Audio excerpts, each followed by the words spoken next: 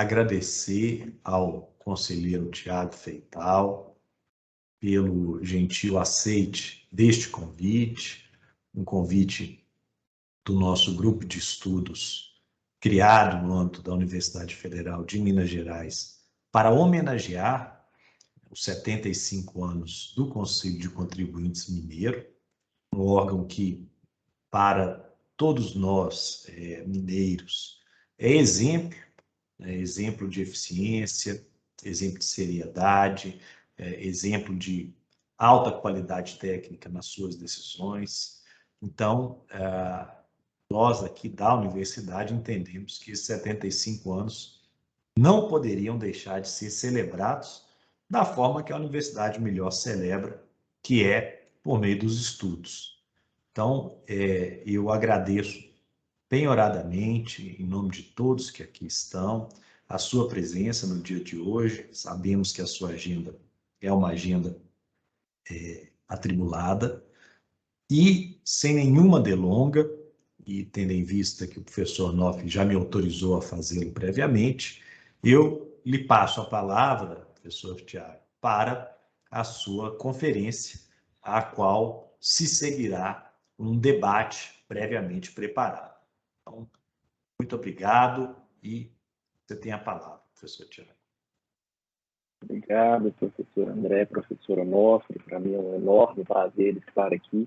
Eu acho que a homenagem ela é das mais necessárias, das mais devidas. Faltava mesmo um grupo de estudos aqui em Minas Gerais que focasse na atuação do Conselho de Contribuintes, porque eu acredito que esse é um papel essencial da própria universidade, né? O papel de criticar as decisões, de criticar respeitosamente, dentro de todos os princípios do Estado Democrático de Direito, as instituições, os órgãos decisórios, para que as decisões sejam cada vez melhores, para que as decisões sejam aperfeiçoadas.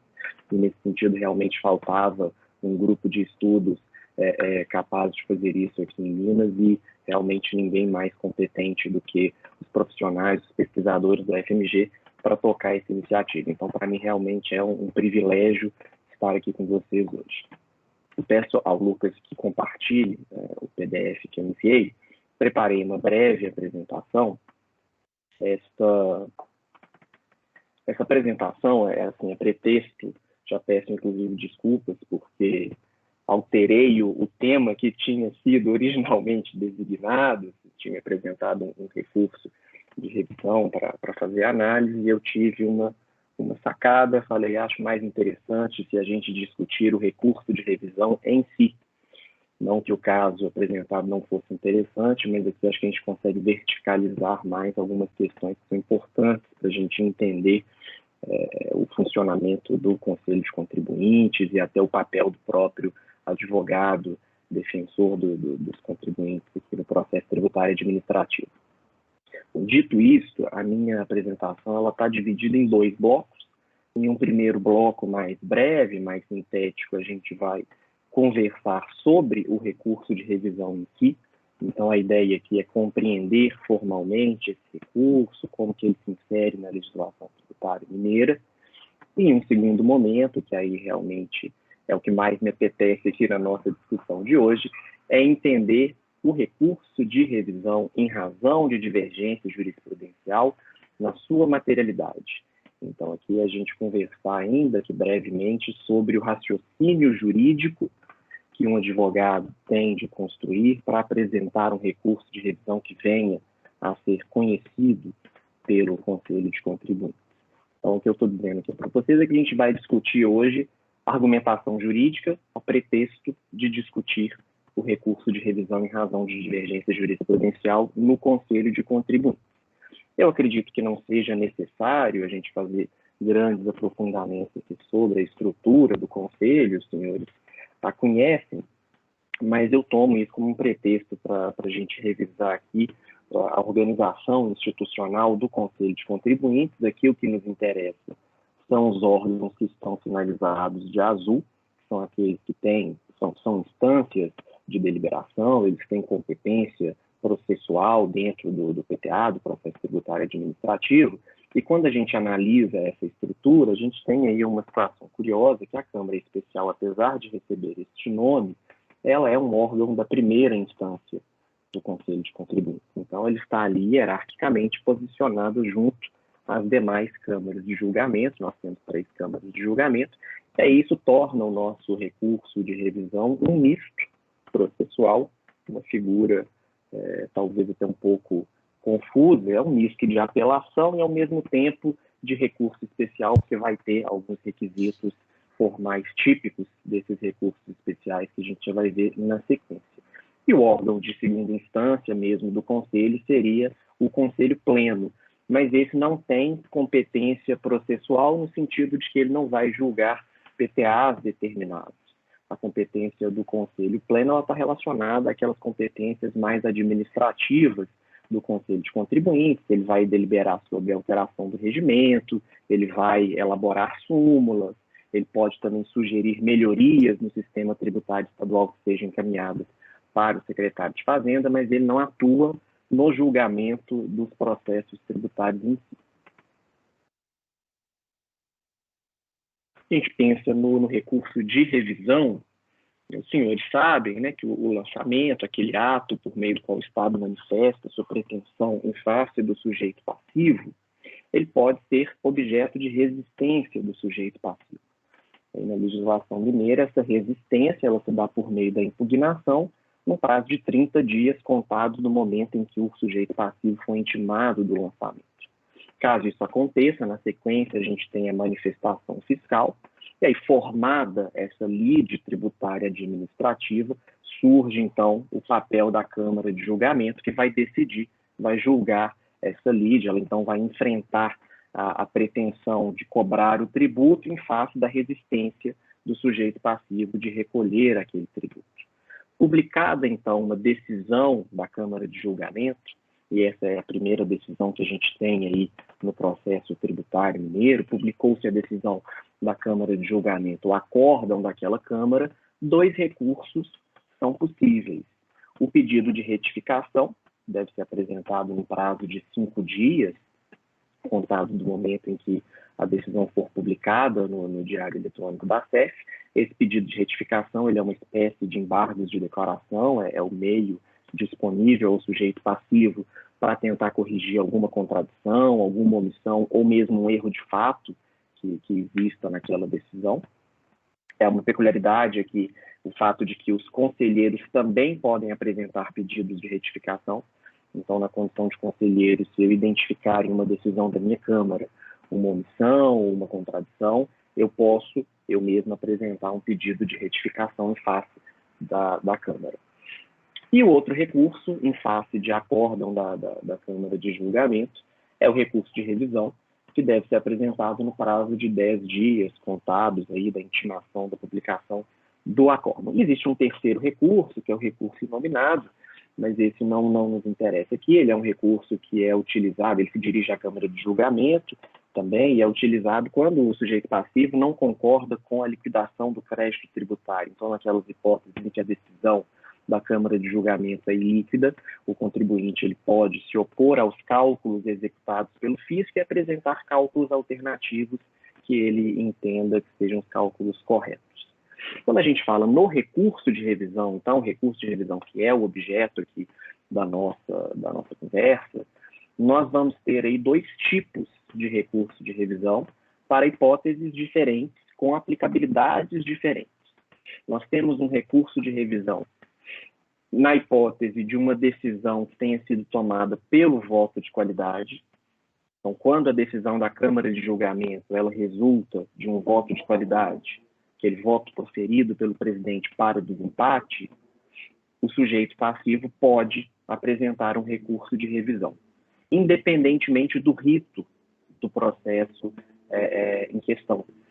Porque nós temos 2 ritos, né, no processo tributário mineiro. O rito sumário para processos de até 60 mil FENGs e para algumas outras matérias, independentemente do valor do processo, para algumas matérias que são mais simples, mas como em qualquer outro regramento processual, é um rito de exceção. A norma seria o rito ordinário, o rito standard é o rito ordinário. No rito ordinário, caso o processo seja um processo do rito ordinário, abre-se a possibilidade do sujeito passivo de apresentar também um recurso de revisão, não com fundamento no fato da decisão ter sido tomada pelo voto de qualidade, mas um recurso de revisão para apontar a existência de uma divergência jurisprudencial. Esse recurso, naturalmente, ele vai se sujeitar a requisitos, né, como qualquer outro recurso, e esses requisitos eles são analisados pelo órgão julgador, que é a Câmara Especial, na condição de pressupostos de admissibilidade, pressupostos de conhecimento daquele recurso. Nós podemos classificar esses requisitos em requisitos formais, que são aqueles relacionados à estruturação em si da peça recursal. Aí nós temos como primeiro requisito formal a obrigação de que o recurso seja escrito. Então, isso é a regra no processo administrativo como um todo, não só no processo administrativo tributário, e também a tempestividade. Então, esse recurso deve ser apresentado dentro daquele prazo de 10 dias que eu já mencionei. Nós temos também recursos materiais que podem ser positivos ou negativos. Os recursos negativos vão se referir a coisas que não podem constar do recurso, melhor dizendo, coisas que não podem ser o objeto exclusivo do recurso. Então, o recurso, para ser conhecido, para ser admitido, ele não pode versar exclusivamente sobre uma questão que já tenha sido simulada pelo Conselho de Contribuintes. Ele não pode versar exclusivamente sobre uma questão que tenha sido objeto de decisões reiteradas do Conselho. Não pode versar exclusivamente sobre incompetência do órgão julgador. Também não pode ter como objeto exclusivo discutir matéria relacionada àquelas decisões que são tomadas com base na regra do indúbio pró-contribuinte, né, que é o artigo 112, dúvida, por exemplo, quanto à capitulação penal do ilícito tributário, e também não pode versar exclusivamente sobre acórdão que tenha sido publicado há mais de 5 anos da decisão recorrida ou sobre um acórdão que tenha sido reformado pela Câmara Especial. Dentre os requisitos materiais, o requisito mais interessante, aquele que é o objeto de maiores dificuldades práticas, tanto para os advogados que apresentam o recurso, quanto para os conselheiros que estão ali analisando o cabimento desse recurso, é o requisito positivo, que é a efetiva demonstração da existência de uma divergência jurisprudencial.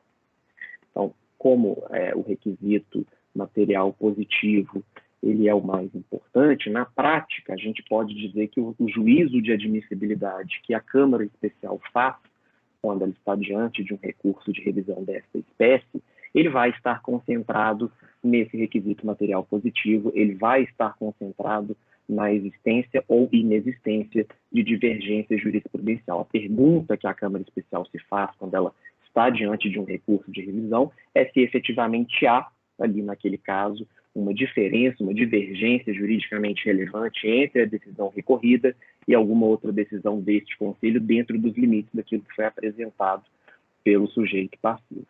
E é esta pergunta, obviamente, que o sujeito passivo, que o seu patrono, deve responder de forma analítica no recurso. E aí os senhores vão notar que aqui, por uma feliz coincidência, o objeto da minha apresentação ele tem muito que ver com aquilo, com aquelas orientações que o professor Onofre e o professor André estavam nos dando sobre a redação do artigo. São orientações que vão servir também para o sucesso de um recurso de revisão apresentado pelo sujeito passivo. Bom, o que eu quis resumir aí nesse slidezinho? Nós temos a seguinte situação. A existência de divergência ela é um pressuposto para que o recurso seja conhecido. Então, o juízo de admissibilidade, que é essa pergunta que a Câmara Especial se faz diante daquele recurso, vai estar concentrada nessa existência de divergência. Para que o recurso seja conhecido, então, é preciso que a gente tenha um caso, o caso recorrido, obviamente, e esse caso seja semelhante a um caso paradigma, e é preciso também que a decisão recorrida seja diferente da decisão paradigma. Concatenando aí estas duas fórmulas, nós teremos casos semelhantes com decisões diferentes. E é isso a divergência. A divergência que a legislação faz referência nada mais é do que isso. A existência de casos semelhantes que receberam diferentes decisões. Para demonstrar a existência de divergência, ou para avaliar se em um caso existe ou não efetiva divergência, o tipo de raciocínio que é empregado é um raciocínio por analogia. Então, a argumentação que se desenvolve para demonstrar a divergência entre dois casos, na teoria da argumentação, é estudada dentro do grande grupo de tipos de raciocínio que vão se basear em estruturas analógicas de pensamento. Esse tipo de argumentação, a argumentação por analogia, ela tem uma importância enorme no raciocínio jurídico. Porque ela está relacionada a princípios, que eu estou dizendo aqui princípios não no sentido de princípio constitucional, a princípios que são quase que postulados, que eles integram o próprio conceito de direito que a gente tem. Como assim? Se nós temos dois casos semelhantes e as decisões são diferentes, nós temos um problema jurídico da mais alta importância, que é um problema que se relaciona até com a teoria da igualdade. Todo ordenamento jurídico, independentemente da sua classificação, se é civil law, se é common law, se é ocidental, se é oriental, qualquer ordenamento jurídico vai ter ali como um dos seus postulados intrínsecos a ideia de que se dois casos são similares, estes casos devem receber o mesmo tratamento jurídico. O recurso de revisão por divergência, ele está fundamentado nessa premissa, que é quase uma premissa lógica para os operadores do direito. E essa argumentação por analogia, ela está presente no trabalho do operador do direito, do profissional que lida com o direito, 100% do tempo. E aí está o problema. Como é um raciocínio que a gente emprega, uma estrutura argumentativa que a gente usa muito no dia a dia, a gente acaba se descurando muitas vezes dos requisitos ou da boa técnica para construir esse tipo de argumento, o que no nosso caso, como somos advogados e nós somos pagos para defender interesses dos nossos clientes, no nosso caso pode ter implicações drásticas, que é um prejuízo para o nosso cliente, que é o não conhecimento de um recurso que poderia, se fosse redigido de maneira diferente, ser conhecido.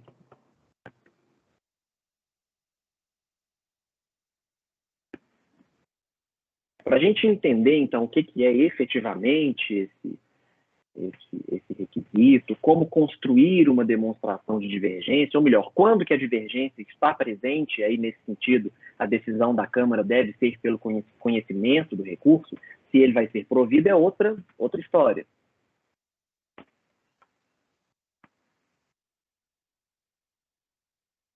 Mas o conhecimento, esse passo inicial, os senhores, exceto, assim, eu imagino que muitos dos senhores tenham experiência com conselho, estou vendo aqui a doutora Mariel, que foi, inclusive, conselheira, o número de recursos de revisão que não passa sequer da fase de conhecimento na Câmara Especial é impressionante.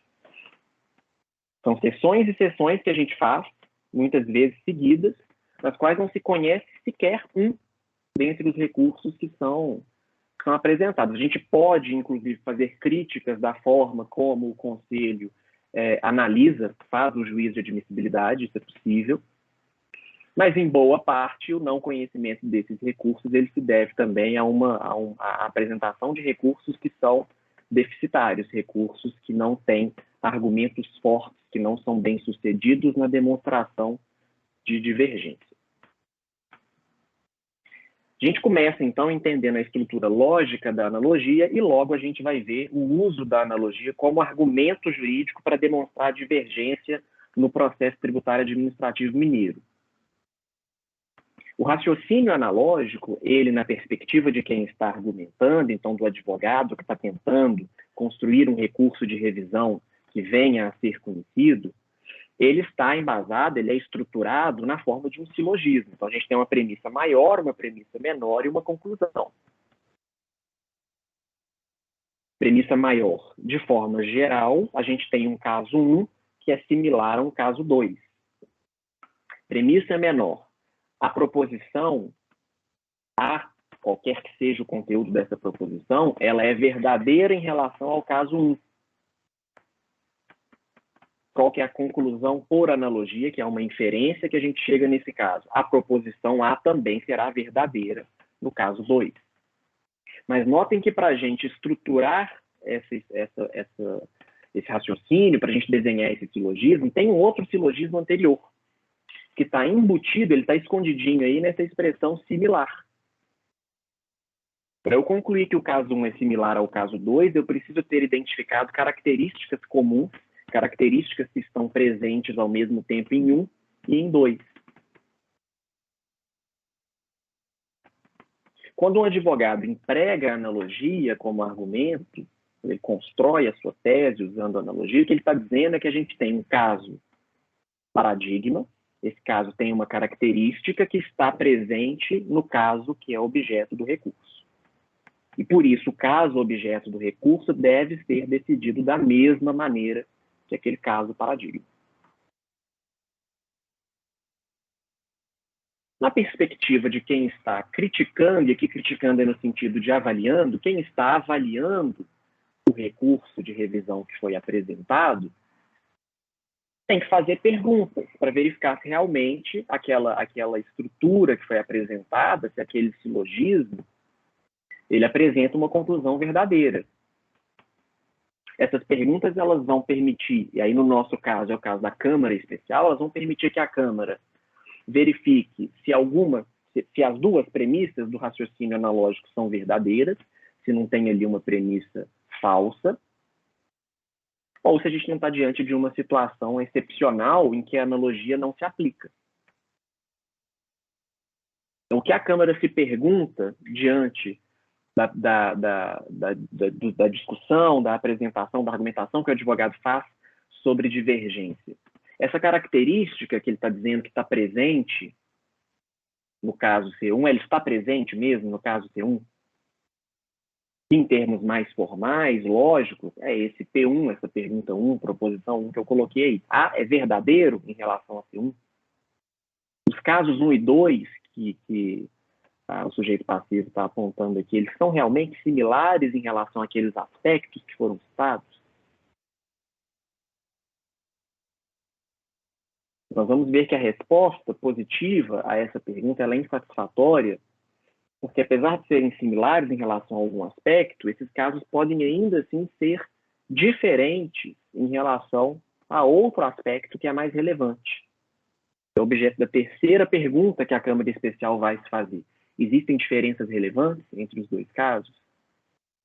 E ainda uma quarta pergunta, que surge menos nos acórdãos, ela é menos empregada pelo Conselho quando está analisando a admissibilidade, mas ela é um instrumento essencial para o advogado quando está construindo a sua analogia, quando vai revisar o seu argumento para verificar se ele demonstrou direitinho a existência de divergência,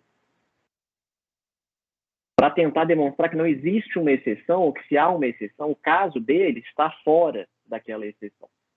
Existe um caso 3 que é similar ao caso 1, mas no qual a característica A é falsa. A característica do caso 1 é que ele tem A verdadeiro. Pode ser que a gente tenha um caso 3 que é muito semelhante ao caso 1, mas no caso 3 o A é falso. Ou seja, esse caso 3 ele parece trazer aí uma exceção importante para o raciocínio. E o advogado vai ter que demonstrar que essa exceção não é o caso do caso 2, não se enquadra nas características do caso dele, se ele quiser que o recurso seja conhecido pela Câmara. Então, isso tudo muito abstrato, isso tudo é muito geral, genérico, vamos dizer assim, que aqui a gente está no campo da teoria da argumentação, mas isso se aplica diretamente ao dia a dia nosso no conselho, seja como conselheiro, seja como advogado. O cerne de um argumento analógico, então o cerne, o núcleo da discussão sobre a existência de divergência jurisprudencial, está na determinação de similaridade. E é por isso que essa é a premissa maior do nosso raciocínio. É daí que a gente parte para construir o nosso recurso de revisão. É aí que a gente deve gastar a nossa energia. Mas quando que eu posso dizer que dois casos serão juridicamente similares? Esse é um problema empírico para a gente, um problema que, inclusive, ele tem até é atravessado por questões de psicologia humana e por aí vai. E quando a gente para pensar, qualquer coisa pode ser considerada similar a outra a depender do critério que a gente tem escolhido. Quero que os senhores prestem atenção nessa questão, que a gente vai voltar mais ao final, quando nós vamos analisar exemplos de recursos que não foram conhecidos por ausência de divergência, vocês vão ver que é exatamente disso que a gente está falando. Qualquer coisa pode ser considerada similar a outra, a depender do critério que eu estou usando para comparar. A gente até aprende isso na faculdade, né? Quando a gente está estudando o princípio da igualdade, os autores brasileiros eles gostam de usar um termo da lógica formal, que é um termo em latim, tertium comparationis. É o critério de comparação que você vai usar para comparar duas coisas, dois entes diferentes. Ele é um terceiro em relação a esses dois entes, daí o nome tertium comparações. Se eu pensar, por exemplo, um exemplo absurdo aqui, grotesco, para a gente ver como que isso funciona. Se eu comparar jabuticabas com pedaços de carvão, em princípio é uma comparação esdrúxula. Mas se eu eleger como critério de comparação a cor, eu vou concluir que ambos são similares porque ambos são pretos. Mas será que eles são análogos? Para responder essa pergunta, eu preciso focar não em similaridades, mas eu preciso demonstrar que a similaridade que eu escolhi, o critério de comparação que eu adotei, é um critério relevante. Falei que essa questão está atravessada por um problema até de psicologia, porque o raciocínio infantil, ele vai sendo formado, o desenvolvimento da criança, ele passa por etapas e num primeiro momento, quando a criança ainda não tem vocabulário suficiente, ela foca nas semelhanças. Ela vai fazer lá o exercíciozinho da escola, de circular as coisas que são pretas, aí ela circula jabuticaba e carvão, tá certo? Mas à medida que a criança vai entrando na linguagem, à medida que ela vai adquirindo vocabulário, ela começa a atribuir pesos diferentes para similaridades diferentes. A criança um pouquinho mais velha já vai olhar para jabuticaba e para carvão e vai pensar, poxa vida, um é comestível, o outro não é. Talvez esse outro critério, ser ou não comestível, seja mais relevante. O que isso tem a ver com o processo tributário administrativo? A demonstração, então, da divergência, ela depende da demonstração de uma semelhança relevante entre dois casos. E, de novo, é aqui que a maior parte dos recursos de revisão sucumbe.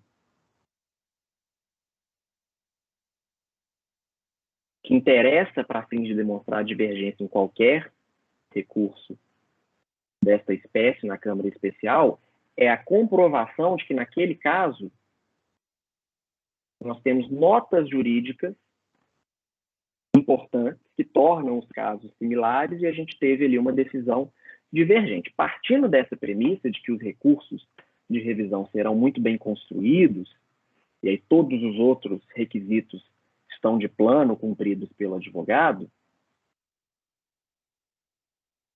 o raciocínio que a Câmara vai fazer em cima desse recurso não é de identificar a existência ou não de similaridade entre os casos ou de divergência, para usar os termos da legislação, mas de identificar ou não a existência de similaridades relevantes. Então, nós teremos ali casos similares, mas cuja similaridade é irrelevante. Então, esses casos não são casos análogos, de modo que se as decisões forem divergentes, não haverá aí nenhum problema jurídico a ser sanado pelo Conselho. Se as decisões forem semelhantes, também vai depender de outros elementos, pode ser inclusive até um fato de destino, uma curiosidade, uma coincidência irrelevante juridicamente. Por outro lado, se a gente tiver uma similaridade relevante com decisões diferentes, nós teremos casos análogos e aí a gente parte para a análise de mérito, para a análise para o provimento do recurso ou não. Dentro deste contexto, argumentos jurídicos fortes, então recursos de revisão bem construídos, vão focar em demonstrar similaridades relevantes. recursos de revisão mal construídos ou argumentos fracos para demonstrar divergência são aqueles que focam em semelhanças irrelevantes entre os casos. Eu trouxe 2 exemplos para a gente ver como que isso fica muito explícito na perspectiva do julgador, talvez na perspectiva do advogado não fique, mas na perspectiva de quem está analisando o recurso fica patente. Basicamente, em 2 situações, a Câmara Especial não conhecerá do recurso.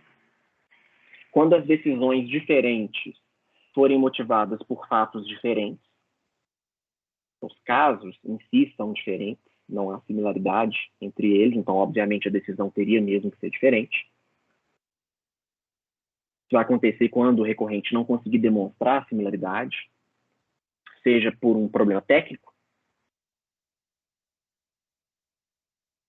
uma falha na fundamentação, na argumentação do recorrente, seja porque os casos realmente, aí a maior parte dos casos, felizmente, cai nessa segunda hipótese, seja porque os casos realmente são factualmente diferentes. Como que a gente vê muito isso no conselho? A gente vê isso em casos em que a decisão diferente é motivada por um acervo probatório diferente. O assunto, vamos pensar assim de forma bem grosseira, o assunto que está sendo discutido em ambos os casos é até o mesmo. Só que em um caso, o sujeito passivo conseguiu comprovar alguma coisa que alterou o lançamento, ou levou a decisão da Câmara de julgamento pela alteração, pela improcedência do lançamento, o que quer que seja, e no outro caso, o sujeito passivo não conseguiu produzir essas provas, ou diante de todas as provas possíveis, existentes, dentro do princípio da verdade material, comprovou-se que aquilo não aconteceu. São casos realmente diferentes. Então, muitas vezes, esses recursos chegam na Câmara e a decisão ela sempre vai partir do fato, ou da análise que foi feita do fato. Então, são muito comuns recursos nesse sentido. Mas nesse caso aqui, a terceira Câmara optou por excluir os sócios administradores do lançamento. Nesse outro aqui, os sócios também, que é o meu caso, os sócios foram incluídos, mas a segunda, a terceira, qualquer Câmara, não excluiu os sócios administradores. Por quê? Qual é o motivo? Qual é a fundamentação da decisão que levou à manutenção dos sócios administradores? É aí que estará ou não a divergência. E a gente tem uma segunda possibilidade de não conhecimento do recurso e, portanto, de ausência de divergência, quando nós teremos decisões iguais para fatos que são iguais. Iguais aqui entendo, entre aspas, como semelhantes. Nesse caso, não existe sequer a diferença fática. Parece absurdo a gente falando assim, a título de exemplo, no campo teórico, mas também é uma espécie, é um número muito grande de recursos que a gente recebe na Câmara Especial com este probleminha, este vício. É muito comum nesses recursos que versam sobre inclusão de sócio administrador como co-obrigado, que eu mencionei para vocês.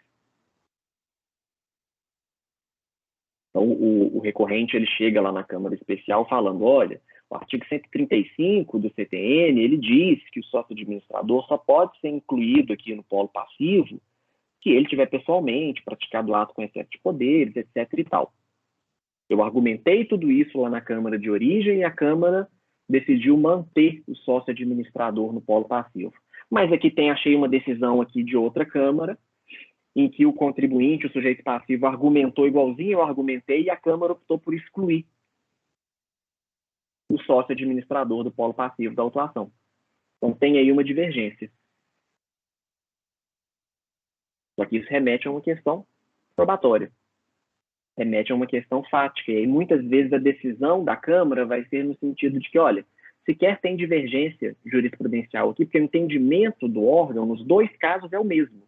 O entendimento do órgão é que os sócios administradores vão ser responsabilizados nos termos do artigo 135. Isso, inclusive, é um outro tópico que eu imagino até que os senhores já tenham discutido aqui, a responsabilidade dos sócios, como ela é feita pelo Conselho. A gente também pode ter várias críticas doutrinárias às decisões do Conselho nesse sentido.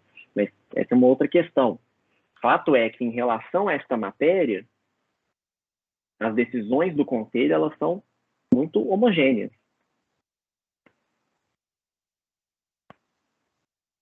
que permite que a gente identifique um caso ou outro em que o sócio administrador foi excluído, vão ser sempre questões probatórias, questões de fato, portanto. E, às vezes, nem a isso o recorrente se atenta. Às vezes, o advogado, na hora de redigir o recurso, ele pega um acórdão que tem que estar descrevendo os mesmos fatos, para os quais a decisão vai ser muito similar à decisão que ele teve no processo dele. Entra uma outra questão aí também que não nos interessa aqui discutir, mas é a apresentação dos recursos que não tem realmente nenhum cabimento jurídico, apenas os famosos recursos protelatórios, né, que também tem sido um mal do qual o Conselho tem sofrido muito nos últimos tempos. Mas essa é uma outra discussão. Eu trouxe um caso para a gente ver, então, uma ausência de divergência, para que a gente possa comparar com o que a gente acabou de verificar, que a gente acabou de conversar sobre teoria da argumentação, sobre raciocínio por analogia, para que vocês vejam como que isso se dá na prática.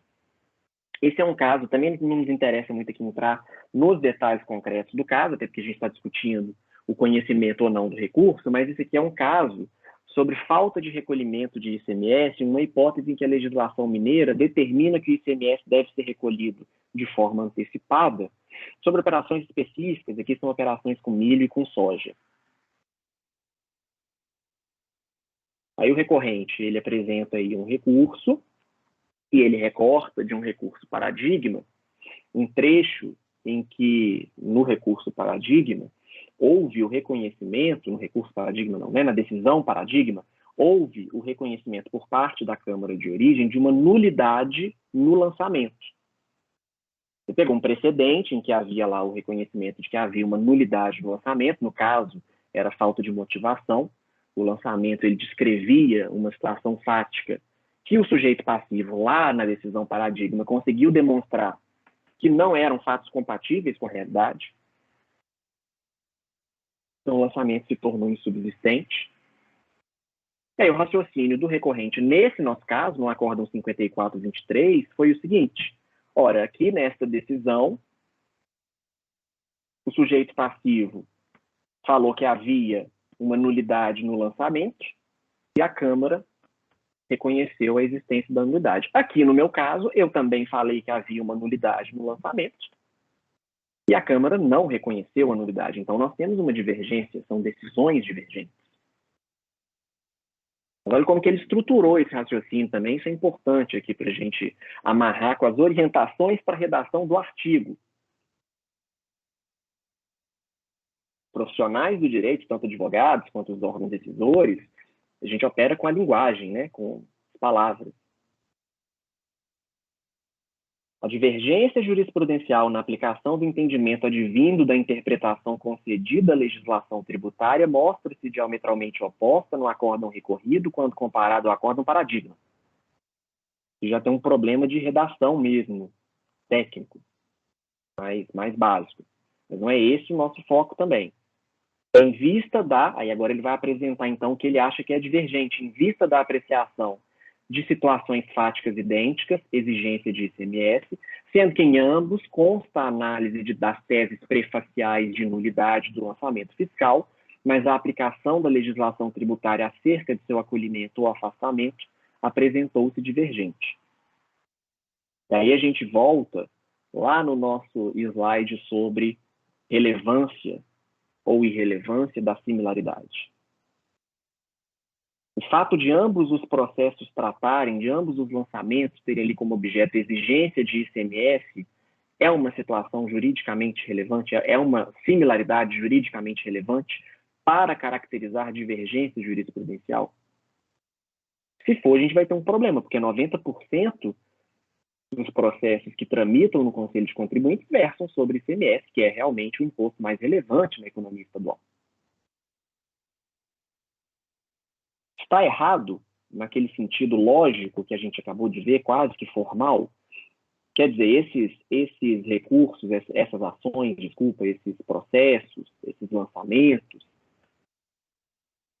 eles não são similares? Não, eles são similares. Só que eles são similares a partir de um critério que não é juridicamente determinante, juridicamente relevante. Exigência de ICMS. Então, essa expressão aí em azul, situações fáticas idênticas, não é bem assim, não são situações fáticas idênticas, o que levou, obviamente, nesse caso, ao não conhecimento do recurso. Nós estamos aqui em uma posição privilegiada, é óbvio. A gente está analisando um recurso que já foi redigido, já foi, inclusive, até objeto de decisão. No dia a dia, quando a gente está lá na correria redigindo a peça, é mais fácil passar esse tipo de deslize ou não é um deslize, né? A gente precisa presumir também que o advogado, ele é... A gente pode partir da premissa de que ele colocou isso aí, entre aspas, para encher linguiça. Ele sabe que não há mesmo similaridade fática, mas quis colocar esse argumento aí para preencher, o que também não é uma estratégia processual das mais adequadas, diria eu, agora na posição de julgador. Mas, enfim, isso aqui só para vocês verem como que a gente tem aí a ausência de divergência, como que ela é trabalhada ou identificada pela Câmara em especial e como que isso está ligado a algo mais basilar, que é a própria argumentação e a forma como essa argumentação foi construída. E agora a gente tem um caso no qual foi conhecido o recurso, porque a Câmara entendeu que havia realmente aí uma divergência jurisprudencial. Nós tivemos, nesse caso, fatos, então, similares e decisões diferentes. As decisões diferentes, elas versaram sobre a multa isolada que foi aplicada aí ao presente caso. Nós temos uma multa na Lei 6763, que é uma multa mais geral, aplicada sempre que o sujeito passivo apropriar créditos de ICMS em desacordo com a legislação. O tipo é esse, apropriar créditos em desacordo com a legislação. É um tipo mais abrangente. E a gente tem uma outra multa isolada mais específica, cujo tipo é utilizar indevidamente o crédito, apropriar indevidamente de crédito, quando a operação seja beneficiada por isenção.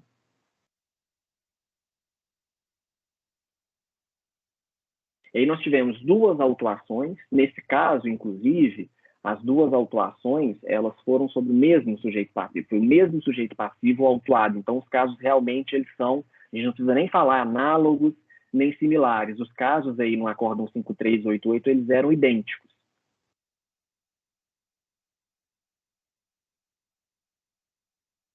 E aí, em uma decisão, a Câmara de Julgamento entendeu que deveria ser afastada a multa isolada geral, porque existe uma multa específica na legislação para isso. Então, pelo princípio da especialidade, aquela multa específica, ela substitui a multa mais genérica. Em outro caso, entendeu a Câmara que não, que a multa genérica era aplicável, é o que está aí destacado em vermelho, a penalidade é perfeitamente aplicável aos casos de manutenção indevida de crédito. Uma discussão sobre a tipificação, a capitulação do ilícito que teria sido cometido pelo sujeito passivo. Demonstrada a similaridade entre os casos, e aqui, de novo, uma peculiaridade desse caso, o sujeito passivo nem teve muito trabalho argumentativo, porque os dois casos foram defendidos por ele. Na verdade, os dois casos são do mesmo sujeito passivo, defendidos pelo mesmo escritório de advocacia, são idênticos, e a gente teve ali decisões diferentes, o que também não é muito comum no Conselho. Foi conhecido o recurso, inclusive foi dado provimento para que prevalecesse, então, a multa específica.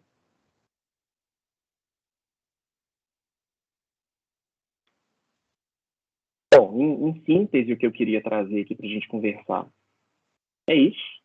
De novo, peço perdão por ter me desviado do tema que foi originalmente proposto, mas porque quando eu vi que o meu tema era um recurso de revisão, eu falei, poxa vida, aqui está a possibilidade, a chance da gente discutir esse tema tão fascinante que é a teoria da argumentação jurídica e a aplicação do raciocínio por analogia, e ainda dentro dessa premissa que eu acho que tem certeza, na verdade, que orienta o grupo, o Observatório do Conselho de Contribuintes, e orientou, direcionou a sua criação, que é a possibilidade de contribuir para um processo tributário administrativo mais eficiente, mais democrático, por meio desses subsídios técnicos que nós, somos pesquisadores do direito, podemos dar. Então é isso, muito obrigado novamente pelo convite, agora fico à disposição para o debate.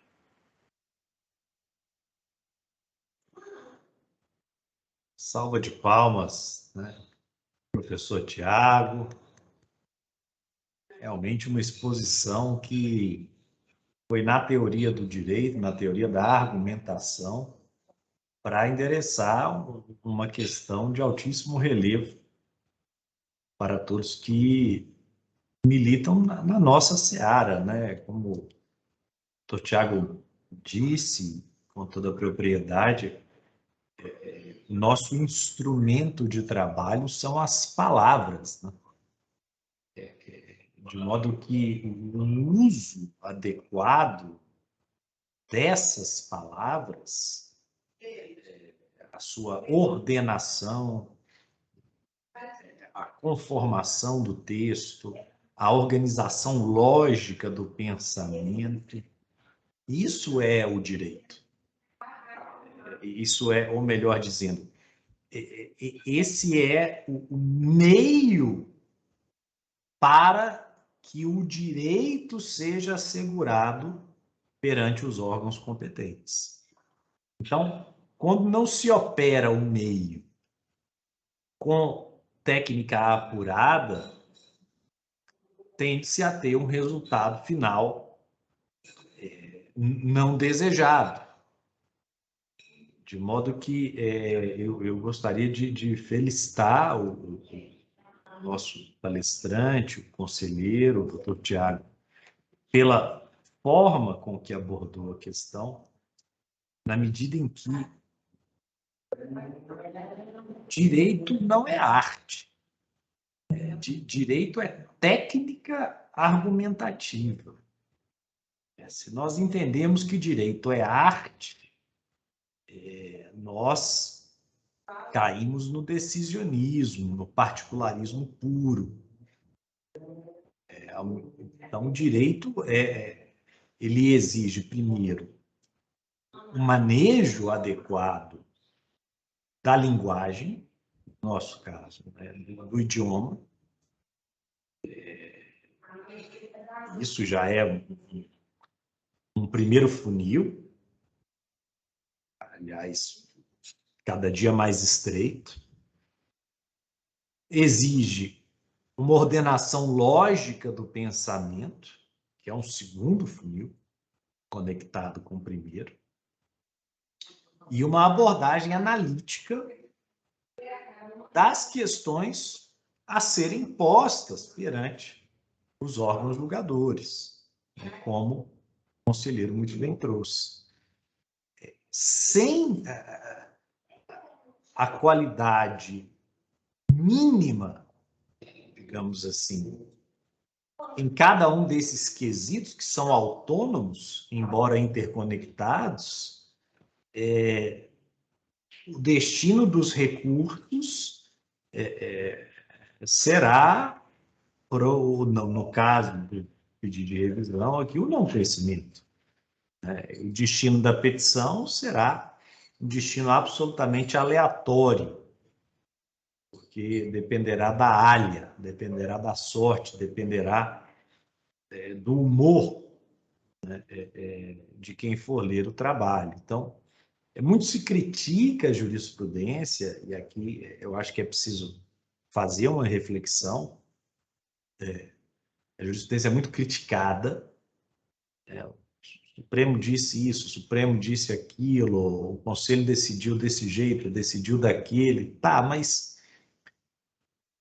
vocês já experimentaram ler os recursos que foram submetidos ao tribunal que geraram aquela decisão? O professor Honório, quando foi advogado-geral do Estado, né, teve uma intensa atuação perante o Supremo Tribunal Federal, certamente pode nos dar um testemunho, mas pela minha experiência, a qualidade de muitas petições que chega ao STF, que é escolhida, seja em controle concentrado, seja em controle difuso, para decidir uma questão, não segue o iter lógico que o conselheiro Tiago acabou de nos trazer, não segue, talvez, as melhores práticas. Então, muitas vezes a decisão é reflexo de uma abordagem que, a início, não foi feita adequadamente. Né? Ou seja, não adianta querer a resposta B, se para obter a resposta B é preciso fazer a pergunta A, mas quando se lê a petição, a pergunta feita é a pergunta C. A pergunta C não vai levar a resposta B. Era a pergunta A, mas se ela foi mal formulada, ela se torna uma outra coisa. Então, eu queria realmente parabenizar o conselheiro pela abordagem e passar a palavra ao professor Onofre, nosso mestre em argumentação jurídica, para suas considerações antes de seguirmos com os debates. Professor André, quando a gente ouve tão belas palavras e depois um comentário tão profundo, pouco resta a falar. Mas uma das coisas que a gente observa muito nos tribunais e nos tribunais superiores, no Conselho de Contribuinte, são recursos mal colocados, né? Recursos mal construídos e que, às vezes, se acumulam nas prateleiras lá, hoje não nas prateleiras, mas nos arquivos, né, eletrônicos, se acumulam lá sendo rejeitados, às vezes contrariam premissas lógicas.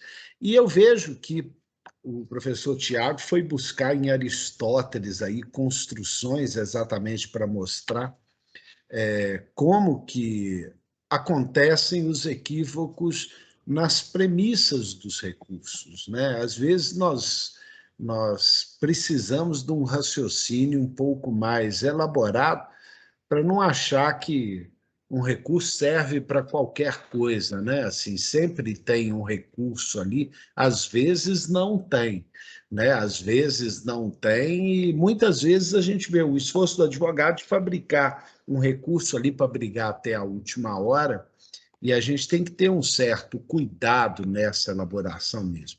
Mas eu, por outro lado, também, professor André, faço uma crítica, sabe? Às vezes é mais fácil passar uma agulha grossa, uma linha grossa na agulha fina do que um recurso no Supremo Tribunal Federal, no STJ. Né? Parece que, às vezes, existe um certo... Claro, isso não é usual no Conselho de Contribuinte, mas a gente tem que ter muito cuidado com o princípio da instrumentalidade das formas ou com não cercear, às vezes, a oportunidade de defesa. Não é? Sempre que possível, o julgador deve aproveitar ao máximo o que está sendo colocado, não se ater a preciosismos e tal, sob pena de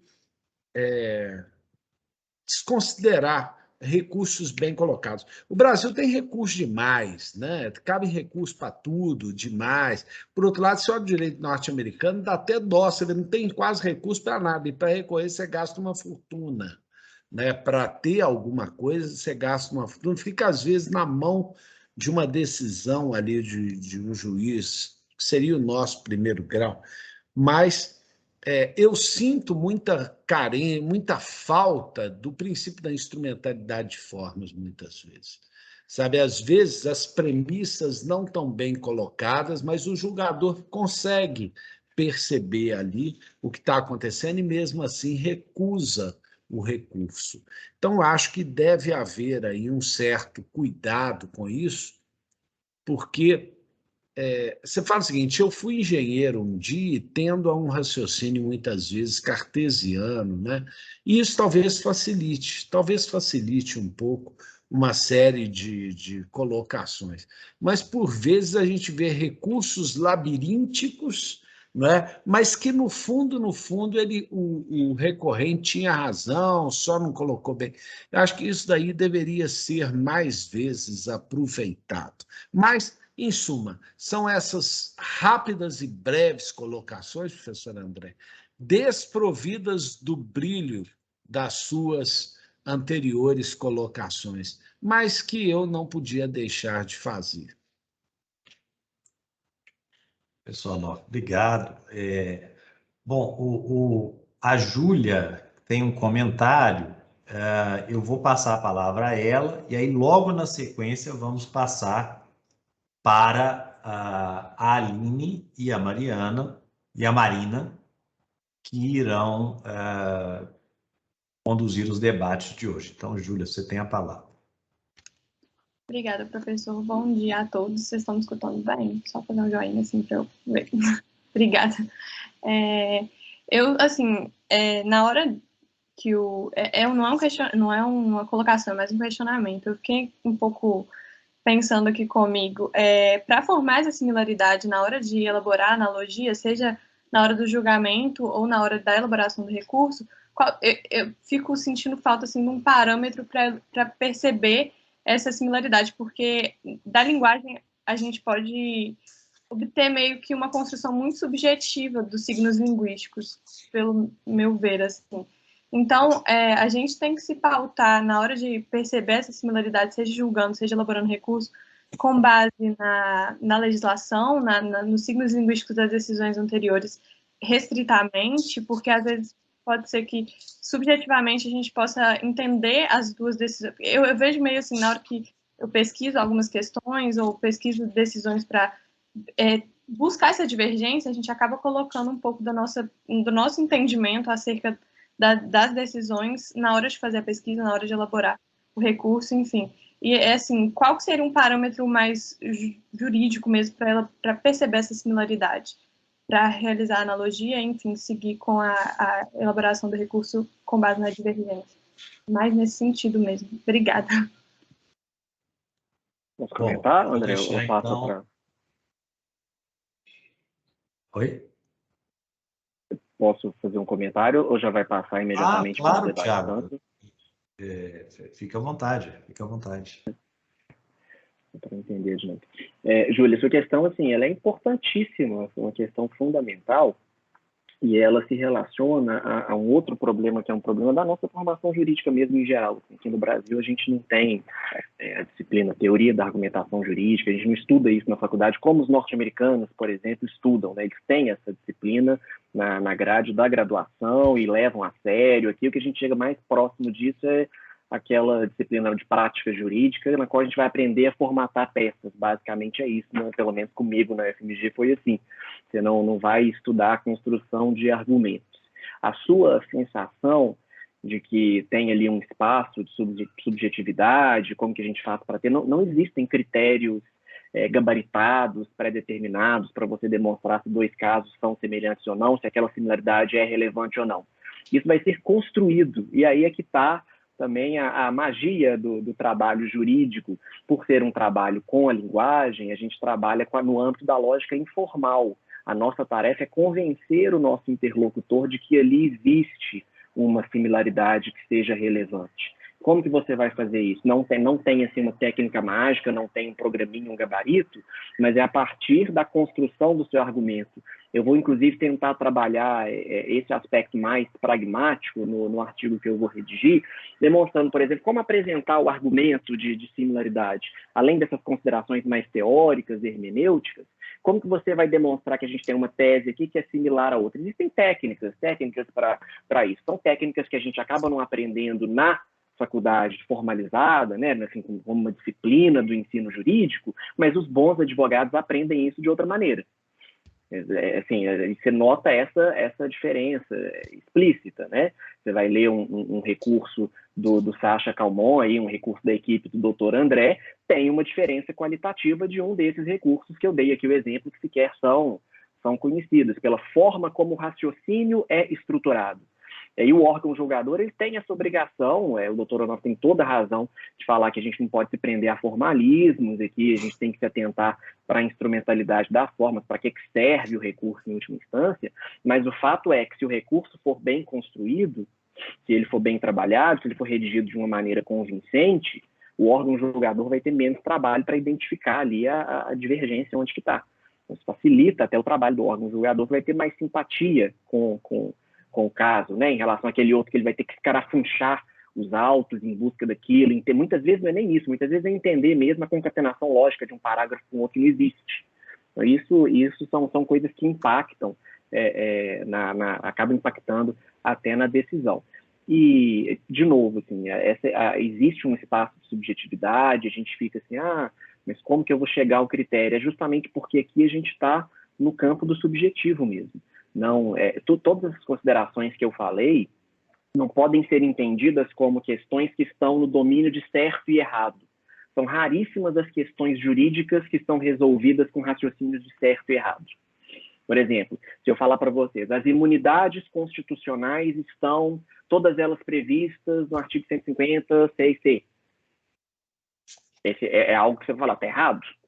Essa afirmação está errada, mas isso não é um problema jurídico relevante para a gente na prática. Os problemas jurídicos relevantes, que são aqueles que são decididos pelos tribunais, pelos órgãos administradores, eles são problemas argumentativos. Não é certo e errado, é mais ou menos adequado em função da legislação, mais ou menos consistente com a leitura correta entre aspas, no sentido de a gente ter uma tradição de leitura do STF, da Constituição. Então, é mais ou menos adequado, não é certo e errado. Não existem problemas de certo e errado no direito, a não ser aqueles que realmente não são problemas. Qual que é a alíquota do ICMS com operações, sei lá, com milho? Aí você tem uma resposta certa e todas as outras erradas. No mais, são problemas argumentativos. E aí, de novo, eu falei que entra a magia, no sentido de que aí entra uma técnica do direito, que é a técnica da argumentação, do convencimento.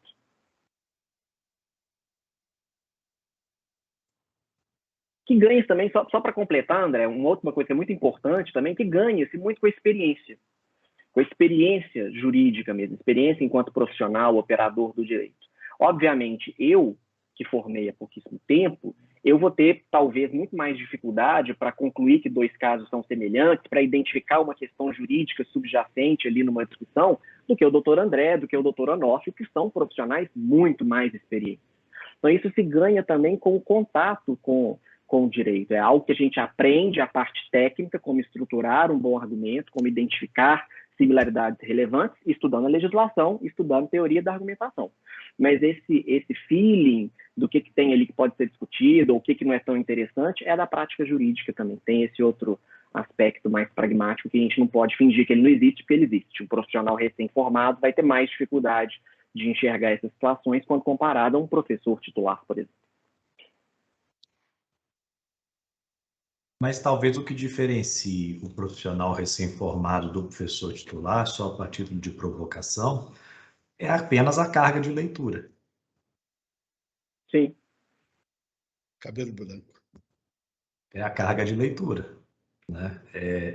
Então, quanto mais acúmulo você tem, né, mais rápido você chega lá. Uhum. Isso também.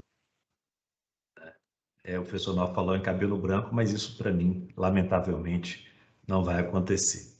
Bom, vamos então prosseguir. Aline e Marina, finalmente, agora sim, as nossas debatedoras. Hoje é o nosso último encontro. Como nosso último encontro, nós vamos nos permitir aqui estender um pouquinho mais além do tempo planejado, porque estamos encerrando com chave de ouro, com um debate que eu lhes confesso que, do ponto de vista intelectual, está sendo extremamente satisfatório para mim. Então, por favor, as nossas debatedoras, fiquem à vontade. Bom dia a todos. Eu espero que vocês estejam me ouvindo bem. Antes de começar, eu gostaria de fazer uma pequena justificação. A Marina, que é a minha dupla nessa relatoria, ela está representando a FMG hoje numa competição, então ela não vai conseguir estar aqui com a gente. Ela me deixa essa missão difícil de estar falando sobre esse tema, que é o tema do nosso último debate, né, nesse nosso último encontro, que é a respeito da configuração de divergência como requisito do conhecimento de recursos no Conselho de Contribuintes. O conselheiro já quase esgotou a questão, ele trouxe aspectos muito relevantes aos quais eu concordo muito. Quando você olha os recursos que são elaborados e são oferecidos para análise do conselho, às vezes você fica um pouco impressionado, assim, você tem realmente essa sensação de que foi feito para encher linguiça, de que foi feito apenas para ser uma contestação lógica, uma contestação longa e não um recurso, evidentemente, né, no sentido pleno da palavra. Mas, assim, ele já quase esgotou a questão, eu vou tentar não ser tão repetitiva e não me alongar tanto, já que a gente já está um pouco esgotado no horário.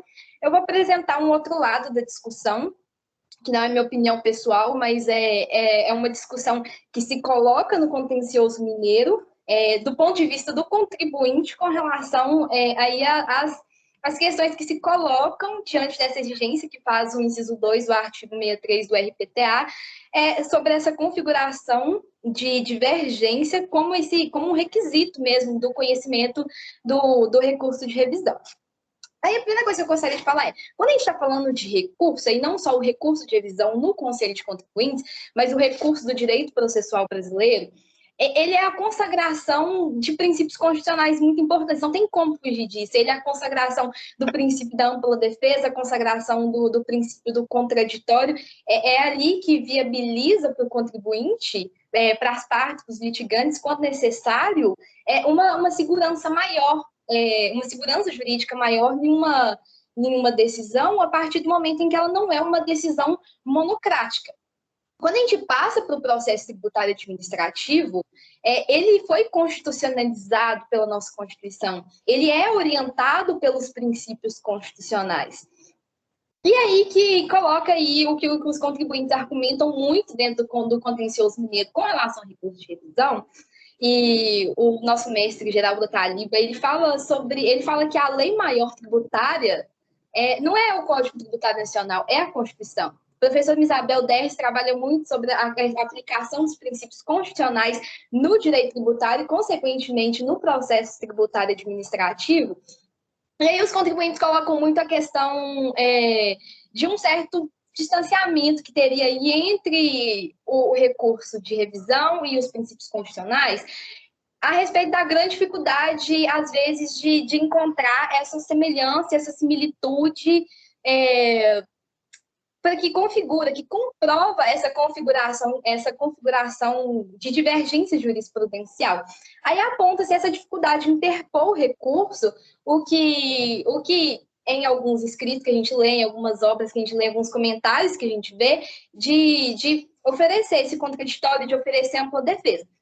Aí se aponta que é um prazo curto, de fato, o prazo para interpor o recurso de revisão na Câmara Especial do Conselho é de 10 dias, e é um prazo que é maior somente que o recurso ordinário no Tribunal Superior do Trabalho.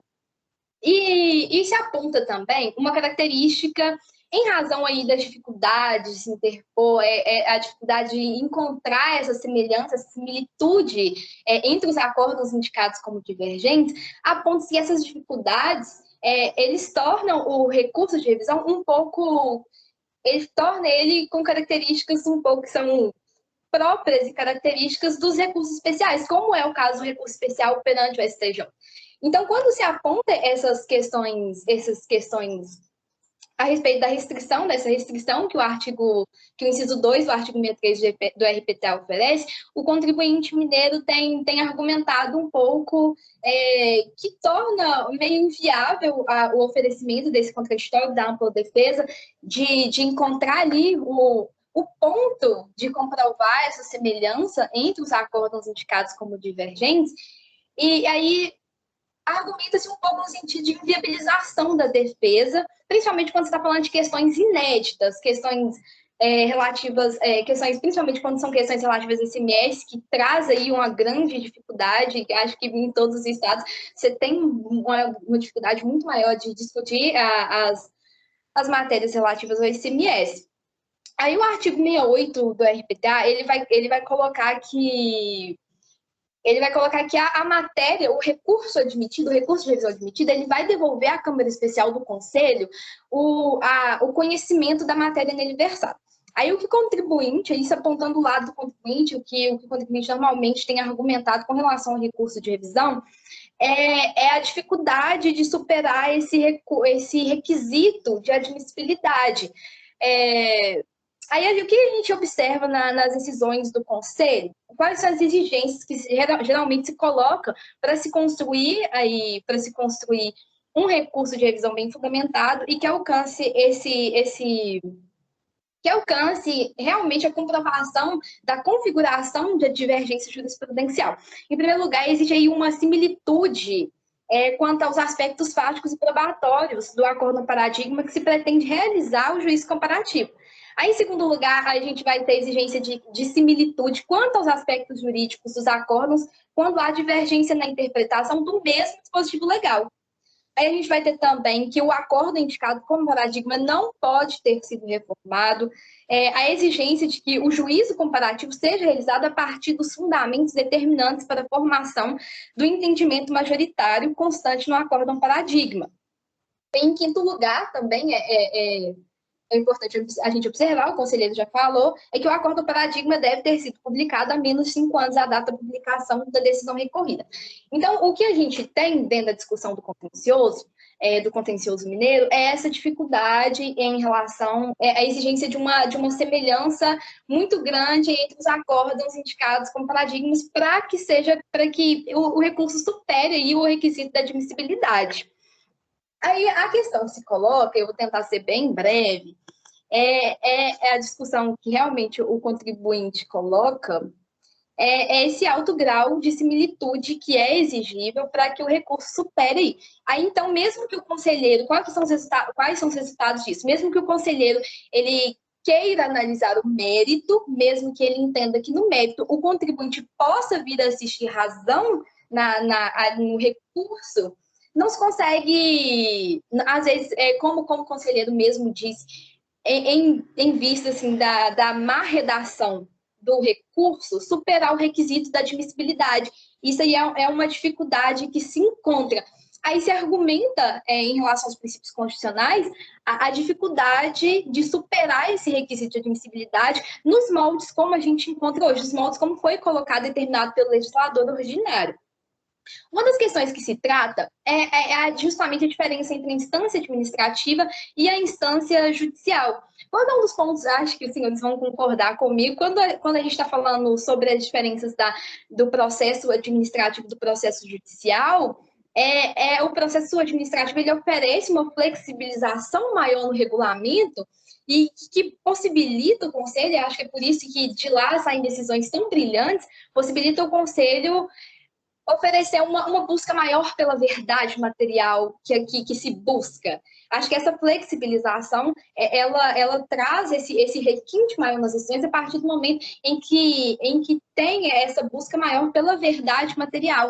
E é algo que é complicado dentro do processo judicial, às vezes pela grande dificuldade processual, pelas limitações processuais, existe aí uma maior limitação na busca da verdade material. E aí a discussão que se coloca essa maior exigência, essa maior limitação que a gente tem no requisito de admissibilidade do recurso de revisão, não iguala o processo administrativo um pouco ao processo judicial na dificuldade de superar esses requisitos de admissibilidade e conseguir ali elaborar uma defesa, elaborar exercer mesmo o direito de contraditório e da ampla defesa. Outra questão que o contribuinte mineiro tem trago e que tem sido apontada nas discussões é com relação à uniformização da jurisprudência. Um dos objetivos palpáveis do recurso de revisão é com relação visa aí uniformizar a jurisprudência, uniformizar as decisões nas câmaras do Conselho.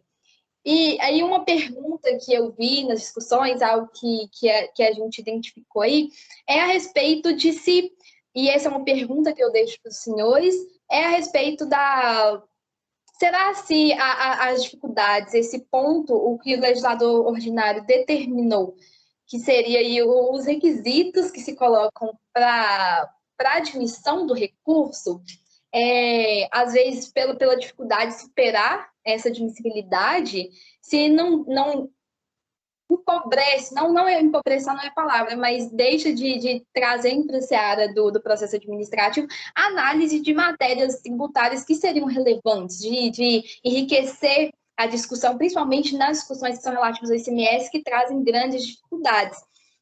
Então, eu tentei trazer só um pouco da perspectiva mesmo do contribuinte, o que se tem dito no lado contrário, né?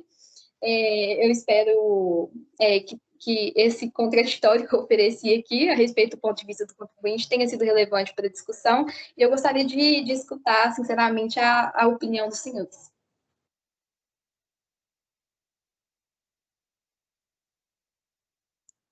Bom, eu vou primeiro parabenizar a Aline pela fala.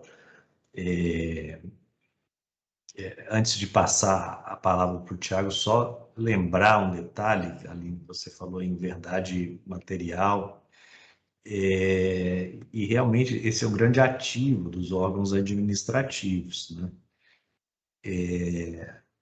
Eu me lembro que havia, não sei se ainda existe, no próprio regulamento do processo tributário administrativo de Minas Gerais, um dispositivo que permitia aos conselheiros relevar a intempestividade da defesa, caso a matéria de mérito fosse relevante.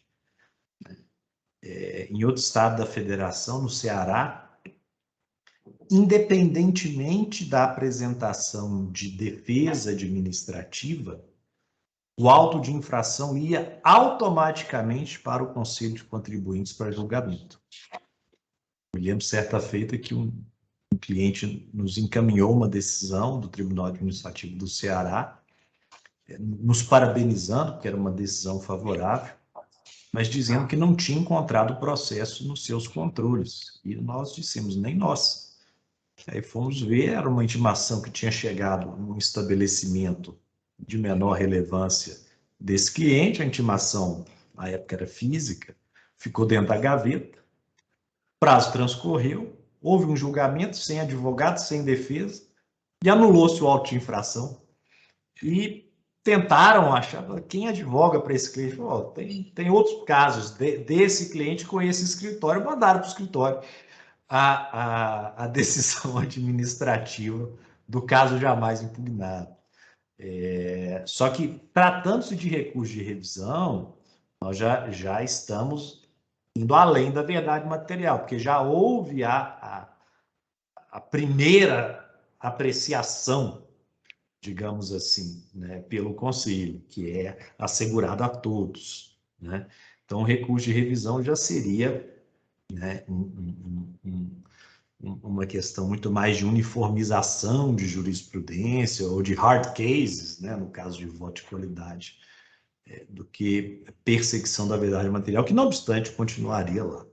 Mas antes de devolver a palavra ao conselheiro, Dr. Pedro Henrique Neves Antunes, que é nosso organizador aqui do grupo, deseja falar. Dr. Pedro, fique à vontade. Mestre André, muito obrigado pela palavra. Foi providencial, inclusive, querido conselheiro Tiago, eu poder falar antes, que aí eu já te passo a palavra já com a minha consideração, mas eu prometo que eu vou ser breve até pela hora. Mas um ponto que a gente não pode, que eu preciso trazer nesse âmbito dessa discussão, até para juntar tudo que foi discutido aqui, um pouco da técnica da argumentação, que só serve para decisão, e um pouco da verdade material trazida pelo Onofre, um pouco das considerações do professor André. Houve um caso recente no Conselho, mesmo cliente, mesma situação fática, porém decidido uma semana depois. No julgamento da primeira semana, o Conselho decidiu o tributo não é devido.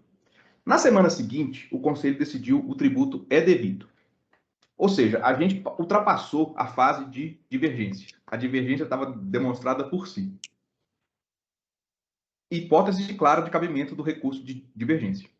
Porém, tinha um problema. Na data de interposição do recurso contra a segunda decisão, o acórdão divergente ainda não tinha sido publicado. Mas o que acontece, porém? Atualmente, todas as sessões do Conselho são gravadas e disponibilizadas na íntegra no site. Bastou a parte, então, acessar o inteiro teor da sessão, transpor os argumentos, como se fosse uma taquigrafia, e, por fim, apresentar o seu recurso. Ao chegar na Câmara Especial, teve a seguinte questão. Afinal de contas, um recurso baseado em acórdão paradigma, ainda não publicado, poderia ser conhecido? E aí, vários princípios, como a verdade material, o excessivo formalismo, se impunham. E até o mais importante deles. Não há regra no RPTA mineiro exigindo a publicação do acórdão. E essa daí é a principal delas, porque fala, não existe regra que impede recurso de ser protocolado, de que, para o recurso ser interposto, a decisão paradigma precisa ser protocolada. Essa regra não existe. O que o RPTA fala é a petição, ou seja, o recurso indicará a decisão divergente, cujo acórdão tenha sido publicado no máximo há 5 anos da data do julgamento. Mas não diz se precisaria ter sido protocolado na data exata. Por fim, venceu no Conselho por maioria ou por voto de qualidade de que o recurso era incabível, não poderia ser conhecido, não estaria configurada o critério de cabimento ou a divergência, porque não teria sido publicado. É sobre isso, conselheiro, que eu gostaria de escutar suas considerações, por gentileza. Muito obrigado mais uma vez pela oportunidade. Bom, eu vou, então, pela ordem, passar a palavra ao conselheiro Tiago para que faça suas considerações finais, livremente. Em sequência, ao professor Onofre para que faça o encerramento do grupo de estudos. Afinal, este é o nosso último encontro. Foram 12 encontros, né? Encontros muito profícuos, muito produtivos, encontros nos quais todos nós, tenho certeza, aprendemos muito e conseguimos, ainda que virtualmente, materializar a homenagem que o nosso Conselho Mineiro efetivamente merece, né? E aqui todo mundo conhece o Conselho e sabe que não são palavras ao vivo. É uma homenagem efetivamente merecida, de modo que eu quero, antes de encerrar minha manifestação, agradecer a todas e a todos que aqui participaram, participam, e um agradecimento especial ao Pedro Henrique Neves Antunes, que organizou tudo com muita competência, aos monitores, aos participantes do grupo de estudos, né? E ao meu dileto amigo e companheiro de muitas batalhas, de outrora e de muitas vindouras, professor Onofre Alves Batista Júnior, de modo que foi para mim uma grande satisfação e, sobretudo, um grande aprendizado estar nesse grupo esse semestre. Então, sem mais, eu passo a palavra ao conselheiro Tiago e, na sequência, ao professor Onofre para encerramento do grupo. Obrigado, professor André. Foram considerações muito profícuas, muito férteis, como a gente já se adianta aí na hora, por culpa exclusivamente minha, porque me delonguei na apresentação que era para ser de apenas 30 minutos.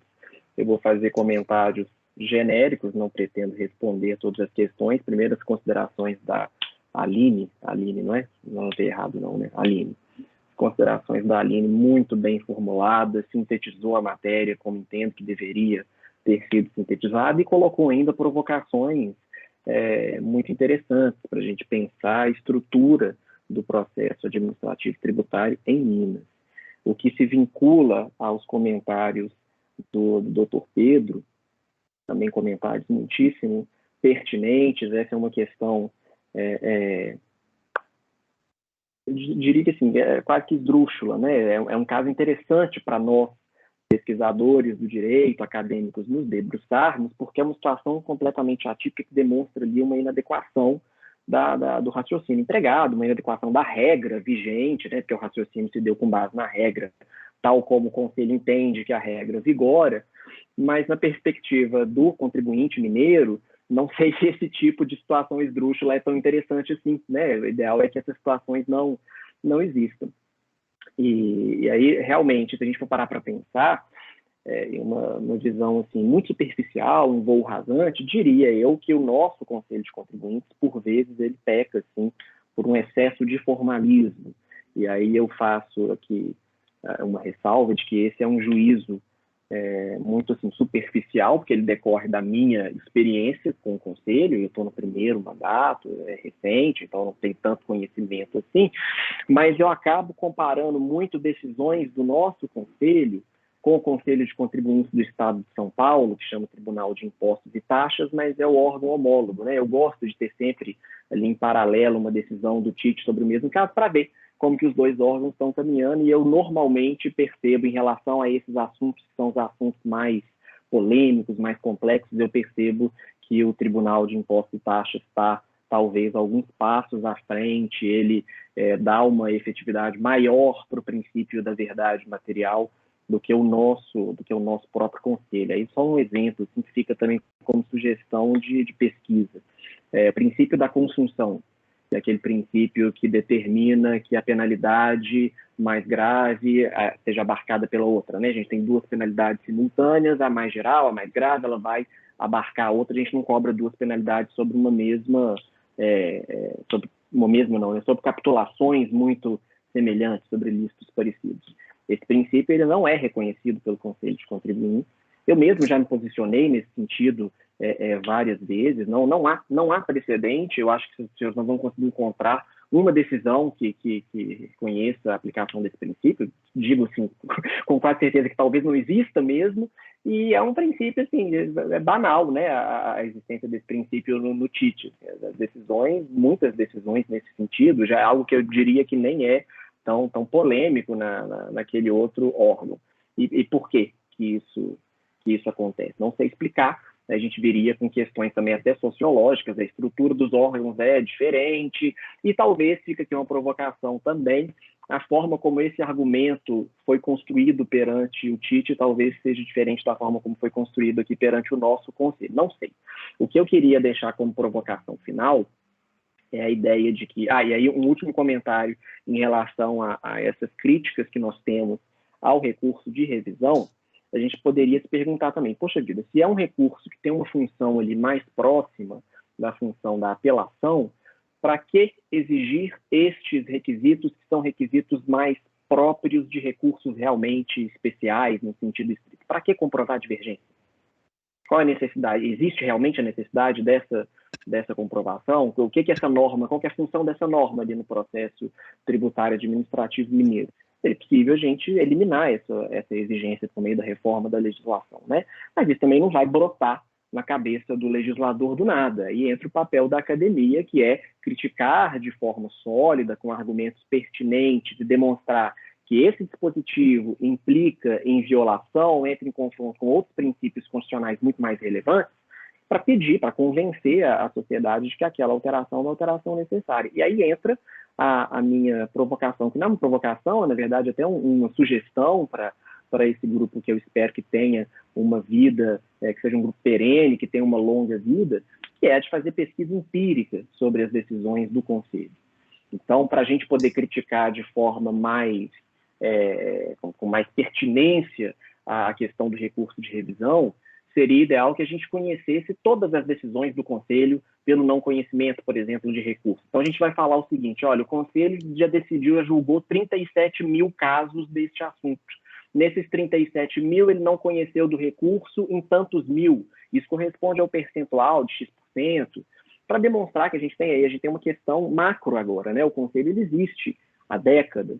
Então, ele já acumulou um volume considerável de jurisprudência, o que nos permite, enquanto academia, fazer essa pesquisa empírica, que eu acho que é a saída para a gente apontar as soluções para isso que a gente considera que são mazelas nos órgãos decisórios, né? É a saída que tem sido usada aqui para criticar o STF. Cada vez mais pesquisadores vão se debruçar sobre grande volume de decisão do STF sobre um tema qualquer, então você cria uma base de dados com centenas, milhares de decisões sobre um tema para tentar identificar ali uma grande tendência do tribunal, ou divergências, discrepâncias, incongruências. Eu acho que isso a gente poderia fazer aqui com o Conselho de Contribuintes, a exemplo do que o grupo lá da FGV faz com o TIT, aquele observatório que eles têm, né, um similar observatório da jurisprudência do TIT, publica boletins, inclusive eles têm até uma coluna fixa, né, no Jota, e eles publicam lá, em relação à exclusão de sócio administrador, o TIT tem 300 acórdãos sobre esse assunto, em 25% dos casos ele mantém, sei lá, em outros tantos por cento ele exclui, mas com essa condição. Eu penso que a saída seria por aí. O problema desse tipo de pesquisa é que nós não temos mão de obra para fazer isso. Não é o tipo de pesquisa que eu, pesquisador, Thiago, consigo sentar aqui no meu computador e fazer, porque exige o levantamento dessas decisões que são em um volume considerável. Mas vocês têm mão de obra para isso. Vocês são um grupo, né? Tem vários alunos, tem juventude, tem disposição, tem aí toda a energia para levar esse projeto adiante. Então é isso. Eu acho que essa seria uma outra forma de homenagear o Conselho, fazendo esse escrutínio, passando ali um pente a contrapelo nas decisões do Conselho de Contribuintes. Tenho certeza que isso aperfeiçoaria bastante a atuação do Conselho de Contribuintes e do processo tributário mineiro como um todo.